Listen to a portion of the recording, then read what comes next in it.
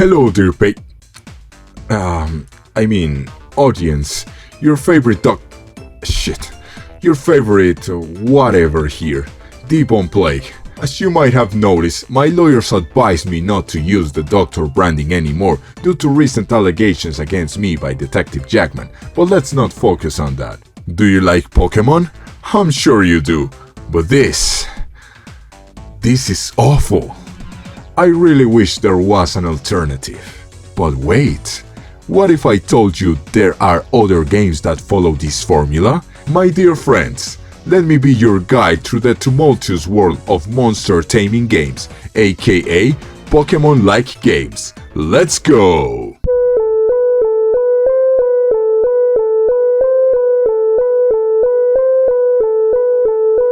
It's 2024, so if you don't know what Pokemon is, you must be living under a rock. It's a global phenomenon that has rocked the world since the first generation of games was released back in 1996. I am a big Pokemon fan, starting back in Generation 2 with Pokemon Gold on the Game Boy Color, and even though I had some rocky encounters with some specific games of the franchise, I've remained mostly positive with the games overall, even going back to replay some generations I had missed for different reasons in the past. However, with the technical disaster that was Gen 9 with Scarlet and Violet, my interest in different alternatives grew more and more. But wait, we can't spend all the video calling this game Pokemon likes or Pokemon clones. The concept is perfectly understandable, yes, but I find it extremely disrespectful. So, before we take a look at the 3 games we have in store, let's answer a simple question. What are monster taming games? This is a subgenre of RPGs that involves mechanics such as being able to capture creatures, train them, and use them in battle against other creatures and or their trainers. Pokémon is the most notable example of this kind of game. However, it was not the first game to implement these gameplay mechanics and make them their own. The origins of this now popular genre can be traced back to the first game in the Shin Megami Tensei series, called Digital Devil Story Megami Tensei, released in 1987 for the Famicom. As you have probably guessed already, this game was never released outside Japan, due to its religious themes and Nintendo's policy of censoring or removing religious elements in the games. In this game, you took control of 2 humans who could recruit a variety of demons to help them in battle. This was accomplished by negotiating with them, offering money or items in exchange for their services. Another game that used this type of mechanic in the pre-Pokemon days was Dragon Quest V, released in 1992 for the Super Famicom. This concept of enemy monsters being recruitable to aid the player in battle was used in later Dragon Quest games and even spawned a spin-off series of its own, Dragon Quest Monsters. Some of the most popular monster taming games are, of course, Pokémon, Digimon, and Yokai Watch. With the popularity of the genre, other franchises have experimented with spin-offs in the monster taming genre, such as World of Final Fantasy and Monster Hunter Stories. But we're not here today to talk about the big names, of course not. We're focusing on some indie games that will give you the best experience if you like games that are similar to Pokemon. I have to give an honorable mention to both Temtem and Monster Crown, which I wasn't able to include in this video given that I don't own them and I've spent quite a lot of money trying to clear my name after Jackman's attack to my prestige. You know, legal stuff is expensive. And also a dishonorable mention to Nexomon because it fucking sucks ass. With that in mind, let me introduce you to the rhythmically wonderful world of Cassette Beasts. Cassette Beasts is a monster taming RPG developed by Beaten Studio and published by Raw Fury, one of the best indie game publishers alongside Team 17 and Devolver Digital, and was released on May 25, 2023 for Xbox Series One and Switch. I briefly mentioned this game in my Play Awards 2023 video, but since that video was released, I've played a lot more of it and it is truly a refreshing experience. For starters, you can customize your character with different hairstyles and colors, some clothes and, of course, your name. Oh, son of a bitch. As the Pokemon games are not very story-driven, except for maybe Gen 5, I'm not gonna extend a lot with plots for the games, but out of the three I'm mentioning, Cassette Beast might have the most interesting development in terms of story and plot. You wake up stranded in an island full of weird creatures and you're told that you got randomly transported from your world to a different dimension, and the whole journey is about finding a way back. However, in your adventure you meet some friendly faces that really make it seem that it's not so bad to be trapped in this strange world after all. You can find a lot of different creatures, called beasts, in this game to battle and catch, or should I say record? In Cassette Beast, you don't really capture the creatures, but it's more like a recording process in a tape, as you can then put these cassettes into your music player and actually transform into them. The game actually acknowledges this seemingly nonsensical thing by telling the player not to think deeply about it, which I think is a nice detail. This game has some elements of openness to its world, and the progression is quest-based, given that after finishing the tutorial, you can either follow the main quest exclusively, or you can delve into side quests given to you via rumors by the town denizens. There are also partners that you can unlock to accompany you on your quest, which automatically unlocks their creature tape as well, and that plays a vital role in the game's combat, which we'll talk about later. Speaking of partners, you can build your relationships with them, which will eventually provide various benefits in battle, and once your relationship is at max strength, you can even romance them, even though I'm not entirely sure if you can romance all of them at once, given that, since the very beginning, I only had eyes for my beautiful Kaylee.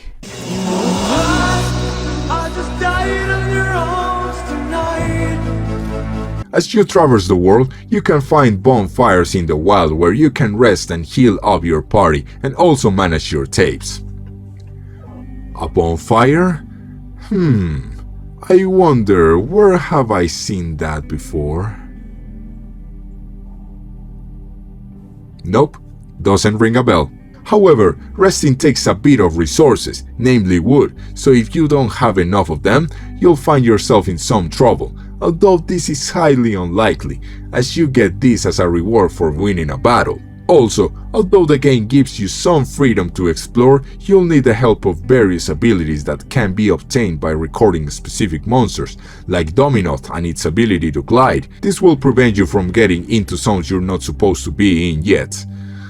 Most of the time. Speaking of difficulty, you have different options and settings to customize your experience. You can adjust how smart the AI is, from lower to low to recommended to smart to smarter to literally Skynet, as well as the level scaling of both NPCs and wild creatures, from completely disabling level scaling, which I think is the common approach of the Pokemon games, to boring, to easier, to easy, to recommended, to hard, to harder, to impenetrable grind. The effects of each toggle are explained clearly on the bottom part of the screen, so you can make your game as easy or as hard as you want without having to limit yourself with in-game resources or stuff like that, which is always the case with Pokemon. You can also disable autosave in case you want to make the experience more punishing, or lose hours of progress if your game crashes or something unexpected happens.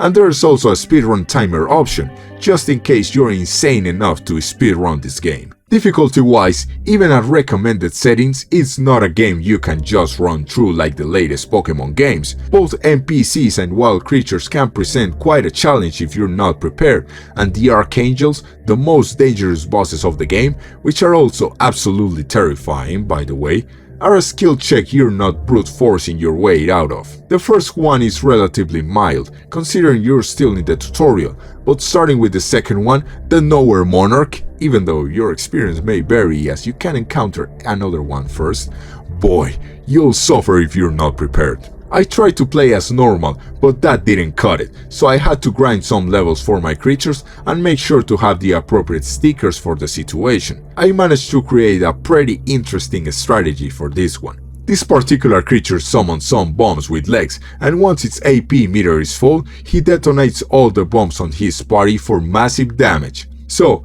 I just equipped the taunt sticker, which prevents the target from using any moves that don't cause any damage, like summoning help. I kept taunting him and tanking hits while dealing my own and healing, and he could never use his most damaging ability. It's a simple and actually obvious strategy, but I'm pretty proud of myself on this one, considering how I relied on pure brute force most of the time. Well, that's all good and dandy, Mr. Plague, but how do the battles take place? Glad you asked. The battles in this game always consist of 2 characters in your party simultaneously, and you can face either 1 or 2 beasts.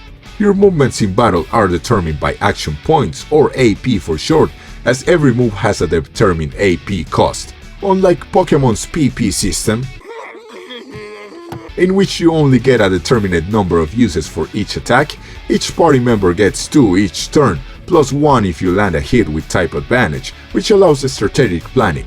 Some moves don't require AP though, like Smack or Spit. As the beasts don't fight for you a la Pokemon, but you transform into them instead, you have 2 health bars. One for the beast, represented in green color, and one for your human character, which is the red one. Once your beast is defeated in battle, you transform back to your human form, and can take damage if the opposite team attacks you before you can transform into another beast. If your or your partner's health bar are depleted, you might be facing a handicap battle, but can still continue and power through it if you're brave and powerful enough. If both human health bars get depleted, however, you'll lose the battle, lose some resources, and get sent back to the town's infirmary. After battles, you can get different materials and new moves for your creature in the form of stickers, which can also buy from vendors in town, and you also get experience for both your human characters and your beasts. However, the beasts don't level up in the traditional way. When you gain experience by either winning battles or completing quests, your tape gets a star. Once your tape reaches 5 stars, you can remaster it, which is this game's equivalent of evolving.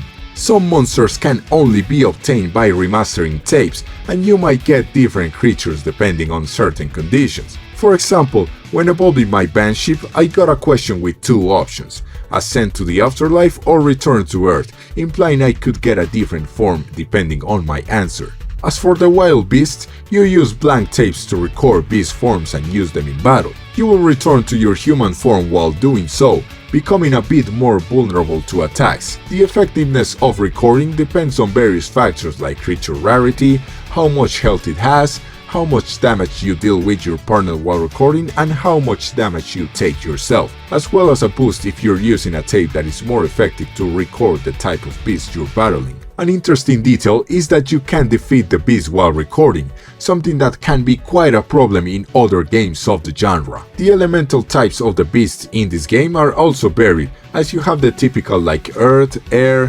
fire, water, grass, poison, electric, and ice, but also some wacky things like astro, glass, plastic, and metal. As you can probably figure out, all these different types have advantages and disadvantages, but it's a way more elaborated and sometimes convoluted thing than in Pokemon games. Just to name a few examples, if you hit a glass type beast with a rock type attack, you can cause the resonance status effect.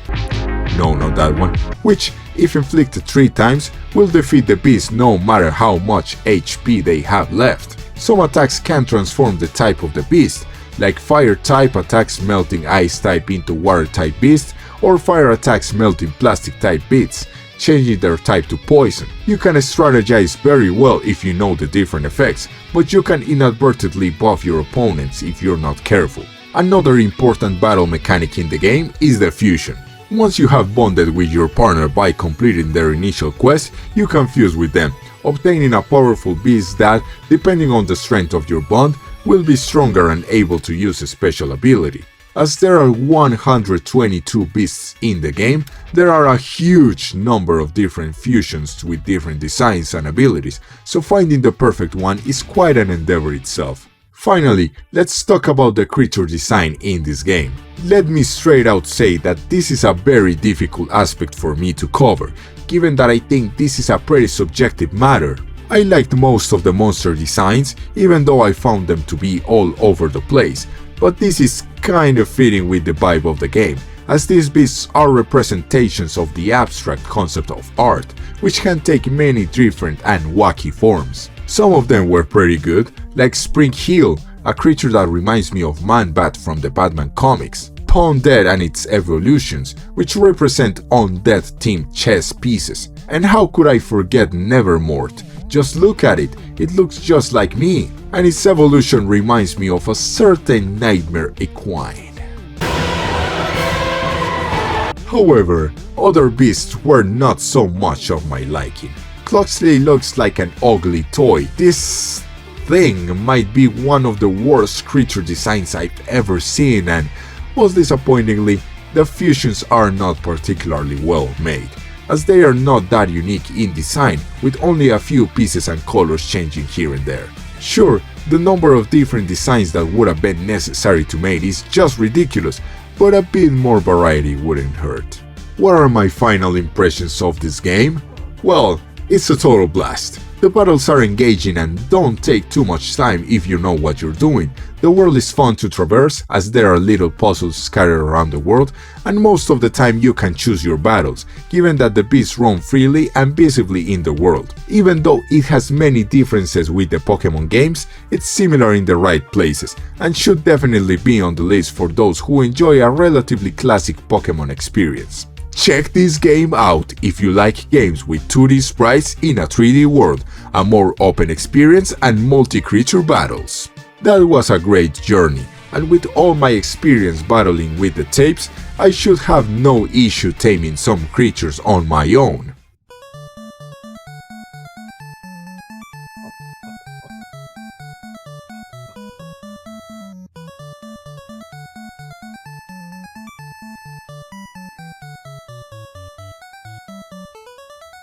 Well, I have to keep training, and so should you, because if you want an experience that is way closer to older Pokemon games, I have the perfect game for you. With no further ado, let's put on our running shoes to explore the classically beautiful world of Coromon. Coromon is a monster taming RPG developed by Tracksoft and published by Freedom Games in 2022. If no one told you that this is an original IP, it's totally possible for someone to believe that this is either a ROM hack or a fan-made Pokemon game. This looks and plays like the old school Pokemon games, for the most part, and as I discovered by delving into its world, brings some greatly appreciated tweaks and improvements to the formula. Let's start by the basic features. You can also customize your character in this game, and it's actually a bit more robust and varied than the character customization in Cassette Beast. The movement is just like the old Pokemon games, with your character being able to move in only 4 directions. It even feels a little bit weird playing it with the analog stick, but hey, you can run from the get-go and don't have to wait for someone to give you running shoes or a bike. The running animation is kinda cute as well, and for some reason it reminds me of Coromon running in that South Park episode about Russell Crowe's show. Oh God! Oh Jesus, help me! This time, you're not lost in another dimension or trying to be the very best. Instead, you're starting work at the company that researches these creatures called Coromon, and you just happen to arrive when a conspiration is taking place, as some aliens are trying to steal the essence of powerful creatures called Titans in order to destroy the world. So of course, let's send the rookie who just started working here to stop the apocalypse. Classic. And how are you going to stop this catastrophe? Enslaving wildlife and forcing them to fight against another enslaved wildlife. And how are you going to stop this catastrophe? Catching Coromon and battling the bad guys with their help like the friends you are.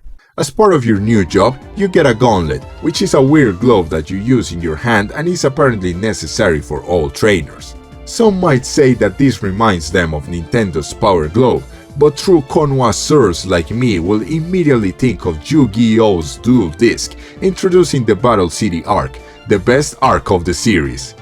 Yeah, how about that, GX lovers? Sorry, what was I talking about?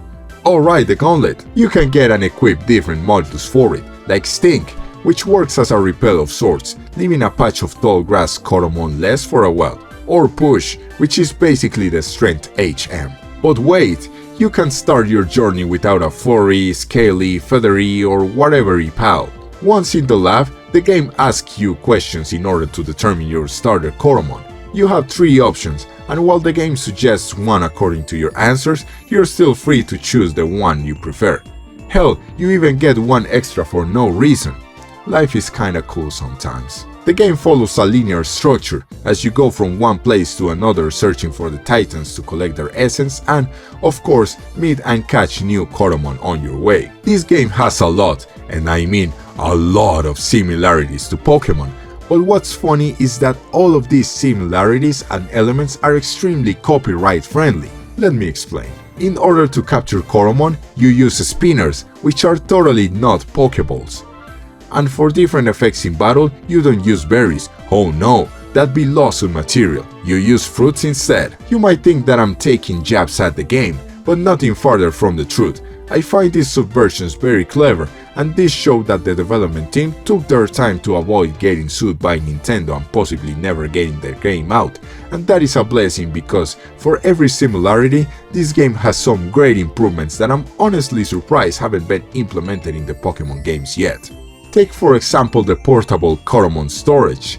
Aren't you tired of having to go back to the Pokémon Center every time you want to take out a Pokémon from the PC? Well, you don't have to suffer that here. The portable storage lets you deposit and withdraw Coromon whenever you want, except in battle of course. It's a simple detail, but it's quite a huge quality of life improvement and saves the player a lot of time in traveling through healing facilities. Furthermore, let's discuss the battle system in the game, cause there are quite some nuances to it. At first glance, it looks exactly like Pokémon.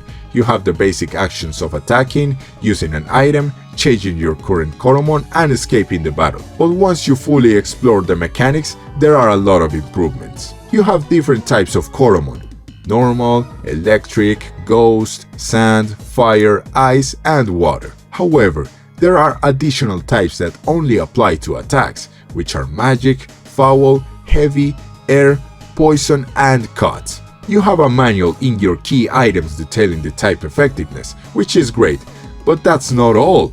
You see, during battle you can just select your opponent's bar and voila! You can easily see its elemental weaknesses and resistances and choose if you want to keep your current Coromon or switch it for another one. Some might think that this simplifies things a lot, but in reality it's not different from having a type effectiveness chart open on your PC or phone while you're playing. It's objectively more convenient and comfortable to have this information easily accessible in-game. As for the battles themselves, there's not much to say, as they play virtually identical to every other monster taming game. The regular battles are 1 versus 1. Nevertheless, you can sometimes encounter 2 Coromon in the wild, but unlike Pokémon, it's a 1v2 handicap battle. You have different physical and special attacks, buffs, stat reductions, and status effects. In this game, you have SP, which determines the attacks you can perform. If you run out of SP, you can take a turn to recover it. You can hold the A button on the attack menu in order to see the effects of the attacks you have equipped. Wait, Mr. Plague, equipped attacks? Don't you mean learned attacks? Well, here I am, gushing about another feature yet again. As your Coromon level up, they learn different attacks. However, you don't have to permanently forget those previous attacks to have new ones. Each Coromon can only have 4 different moves to use in battle, but you can activate and disable said moves at any time, except when you're in battle. Man, is there anything this game doesn't do right? Speaking of leveling up, your Coromon level up by getting XP when winning battles as usual, but apart from the XP bar, you also have a blue bar of potential. Once the potential bar fills up, you can actually allocate points in leveling up specific traits of your Coromon, like health, speed, etc. Of course, when the Coromon levels up, it gets an overall boost in all its attacks. This is quite impressive, as it adds a strategic element to the game, letting you invest a little more in each Coromon's weak points. Also, Coromon only gain XP when they participate in battle, which means there's no XP share as in old school Pokémon games. However, there are items like the Lazy Gem to make Coromon get a percentage of experience while not in battle. Also, if your Coromon fainted during the battle, they still receive XP if you win, which is just excellent for the busy adult like me. Coromon also have passive abilities called traits that are activated in battle, like changing the weather, increasing their defense, but some of them are even usable outside of battle, like Silquill's Pep Talk, which restores some SP to one of your Coromon. Oh, and now that we talk about traits, for all you maniacs who are always looking for the perfect Pokemon with good nature and abilities, you can actually use a machine to change your Coromon's trait and augment its potential. This seems like a more humane alternative to breeding to no end just for the sake of worthless stuff like nature, EVs and IVs. Difficulty-wise, the game has 4 difficulty settings. Easy, with details like auto-restoring HP after battle, price discounts on stores, and no need for special revive items. Normal, which has no modifiers. Hard, with a semi-Nuzlocke experience in which Coromon will leave your party if they faint in battle. And Insane, which goes full Nuzlocke, with Coromon leaving if they faint, you can't escape from any battle and you can only catch one Coromon in each area. You may also choose a custom difficulty, and there are a lot of options integrated here, like limit the amount of healing items used in battle, adjust the level of trainers and wild Coromon, and even a full randomizer. This truly gives the game a huge amount of replayability, but not everything can be good. The creature design is okay, I guess. The Coromon are not particularly remarkable, as they are mostly based on animal designs like the first 2 generations of Pokemon. They are not horrible, but kinda forgettable if I'm being honest. Also, something that I found very insulting was the cosmetic aspect of customization. See, you can get additional skins for your Coromon and accessories for your character, but you can't buy them with the money you earn from battles. Instead, you use a different in-game currency called gems. And how do you get gems? There's a milestone system which rewards you for various feats like capturing a determinate number of Coromon or defeating various trainers. This not only grants you items and money, but XP as a lab researcher, I guess, which in turn nets you more items and money once you increase your lab researcher rank. However, you can't access the milestone systems without signing into a Coromon network account, which I don't find particularly appealing. You get a few gems for playing the game daily and stuff, but the real way to earn gems is playing online battles. This is a purely subjective complaint, given that I like my experiences self-contained and without the need of interacting with the online component of games to play with or against random strangers. But this is just cosmetic, and at least it's not an issue related to microtransactions, as you can get these gems with real money as far as I know. My overall impressions of the game are very positive. It has the right amount of classic charm and quality of life improvements to the formula. The different difficulty options and tweaks give the possibility of a highly personalized experience that should satisfy both the rookie trainers and those looking for a big challenge. Check this game out if you like old school Pokemon games, but better. Okay, 2 adventures in and we still have 1 more to go. So far, both games have sticked pretty close to Pokemon's formula, with some obvious differentiating factors. However, the last game we're going to check today is a little bit more self-contained in its gameplay style and overall feel. So, put on your best hat and equipment as we dive into the mysteriously enticing world of Monster Sanctuary. Monster Sanctuary is a monster taming RPG developed by Moe Rai Games and published by the almighty Team 17, which was released on August 28, 2019, making it the oldest game in this video. The main difference with this game when compared to the other 2 on the Pokemon games is that it's not an isometric view RPG, but a side-scrolling Metroidvania. Wait a moment, Mr. Plague, then why are you including this game in the video? You might be wondering. Well, turns out that combining Metroidvania-style exploration with monster taming mechanics and turn-based combat is actually a pretty good combination. Customization-wise, this game isn't nearly as deep as the other 2, with you having just 2 cosmetic options for your character. This shouldn't be much of a problem, however, given that you'll be able to find alternative outfits in the world or unlock them by accomplishing different challenges in the game. At the start of the game, you can choose between 4 initial monsters. The one you choose will be the familiar of your bloodline, and the other 3 will go to your ally and 2 rivals. The gameplay is just as any other Metroidvania. You explore a 2D world with an interconnected map that slowly reveals itself to the player as the game progresses and you get more abilities to open and explore new areas. However, this gameplay style is mixed up with monster taming mechanics in a very interesting and compelling way. For example, in a Metroidvania, you'd normally just attack the enemies you encounter in your path and that will be it. But here, you encounter the enemy monster roaming around and you get close to them in order to engage in battle. Sometimes it is even possible to avoid combat altogether if there's enough space for you to jump over the enemies. As with any other game in the genre, you'll collect new abilities as you advance in the game, like a double jump.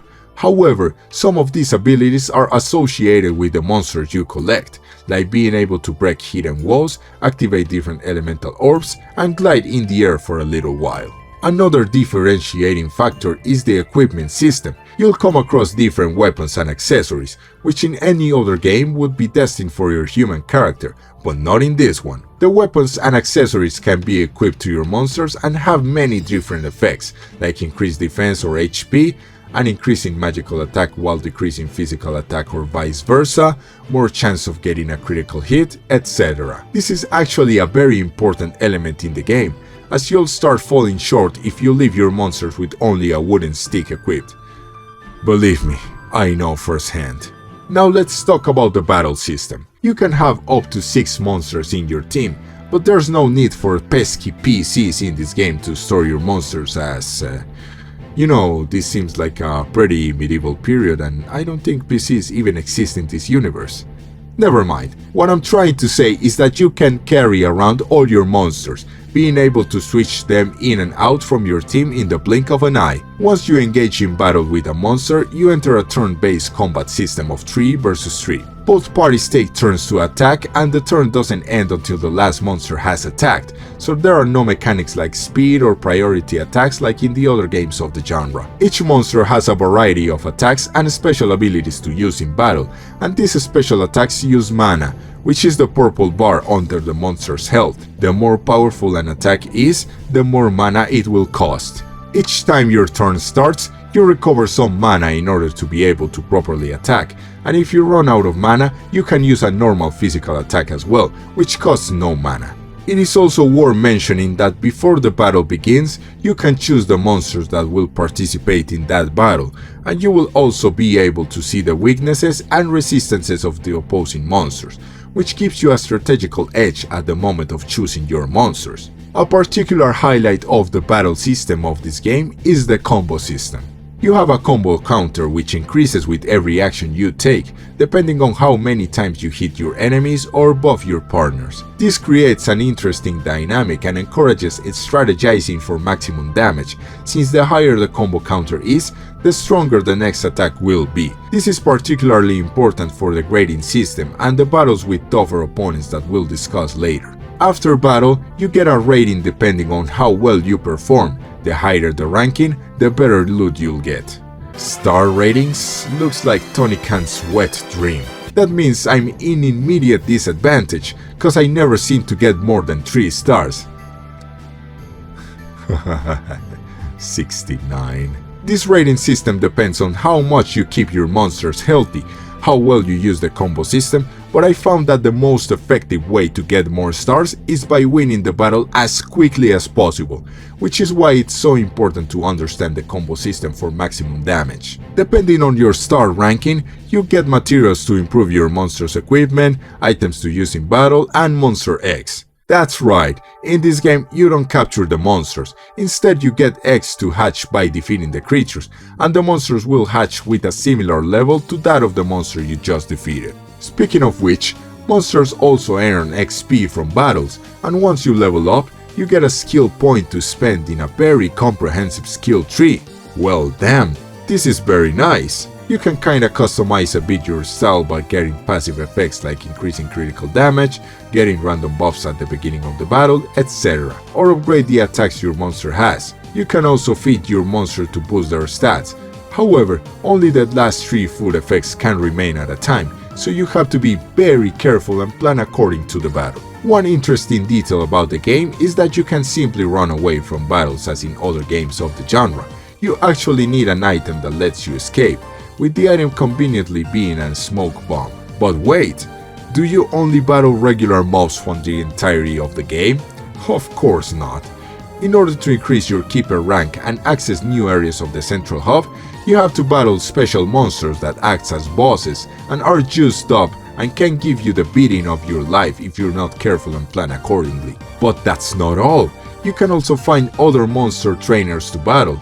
In the trainer battles, you can use all 6 monsters currently on your team. The first turn is decided by chance, but the trainer who gets the first turn can only use 2 monsters on their first turn as a compromise. Naturally, the trainer who loses all their monsters loses the battle, and I have to say that the few trainer battles I have experienced so far in the game have been just grueling. Furthermore, the creature design of the game is pretty simple. They don't go overboard with strange stuff, going for designs based on mythical creatures, classic monsters and animals. Where the game stands out, however, is in its lore and background. When checking the Pokédex, Monster Journal, you can see some quite detailed description about the monsters, their history and traits. And what about the evolutions, Mr. Plague? Well, monsters don't actually evolve by just leveling up in battles. There is a tree somewhere in the map you can offer an item called Catalyst in order to evolve your monsters. I do have to mention that you don't know exactly what item makes what monsters evolve, so it's a lot of trial and error with it. Also, you have to keep in mind that your evolved monster has different skills and attacks than your regular form, so if you like your current monster a lot, it might be a good idea to get an additional egg to evolve and keep your other monsters. My final impressions of the game are overall positive.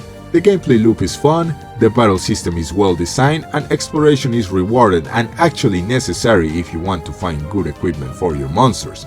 The only aspect of the game I could point out in a not so positive light is its difficulty.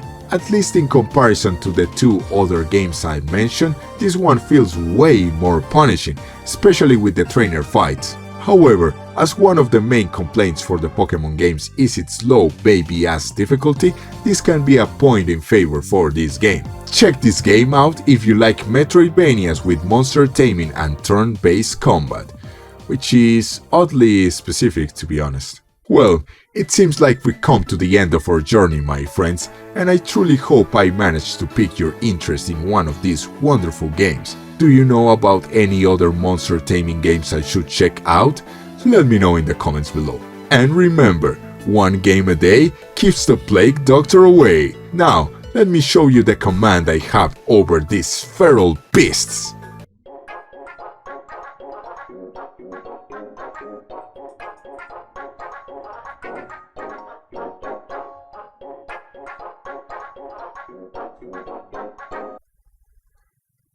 I think I'll just stay away from monster taming for a while. Maybe I should change to the legal field instead.